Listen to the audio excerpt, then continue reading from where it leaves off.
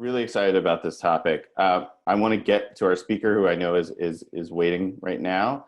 I want to share quick food for thoughts, though, as we go in. Hold this in the back of your head. Think about if you believe this to be true or not. But maybe this is early for this message in the morning, but there's no going back to normal. I hear a lot of conversation lately about when things get back to normal, when our businesses get back to normal, and I just want to point out that there is no going back to normal.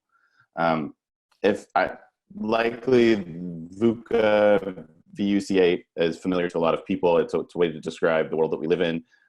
If it feels like there's rapid change, many surprises, so many different forces happening at the same time, and so many contradictions just about the present, that's what we mean by a VUCA environment. This whole concept was birthed in 1989. We have been talking about this for so long, and yet when shocks like this happen, we're still surprised. We still are grappling with trying to understand what's happening. And an inconvenient truth is the world is increasingly complex. I gave a talk on this in like 2010, and it's still so relevant, especially I find, to understand complex systems. And if you've never heard that term before, I'm jealous, because you have a whole new rabbit hole to go into. But it's just describing the world that we live in. There's lots and lots of interacting agents or people, so borders are really hard to draw and really hard to enforce. Nonlinearity just means 2 + 2 = 5. It's multiplicative, it's not additive. Conditions like culture emerge from those interactions.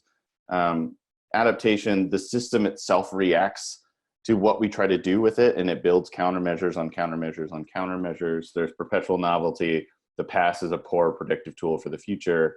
And lastly, dispersed control. Power is really exercised through coalitions, not mandates, in this new world that we live in, where we're hyper connected. I like to say that the world is flat, fast, and warming by the day. And so a lot of these things are new norms there. And it really challenges our metaphor for our organization. This is some work that Gareth Morgan did with organizational metaphors. We still, in our heads, think of organizations as machines, where it's like, oh no, the machine just got shut down during this crisis and we're going to bring it back online. But that is a metaphor built for a completely bygone era. We fundamentally believe that we live in sort of this flux and transformation era, where our organizations are always changing and the environments around them are always changing, and the changes we make are always bouncing back and forth and ricocheting. And I think it's important to leave the machine metaphor behind, and even the organism metaphor, because the world is so defined by change these days. So just as our understanding of organizations must change, so must our view of leadership. And my last point on this is, like, we do need a revolution in leadership. I think our speaker is going to talk a lot about this. We're going to talk about when leadership is tested. And I think starting with a basic understanding of complex systems is highly important.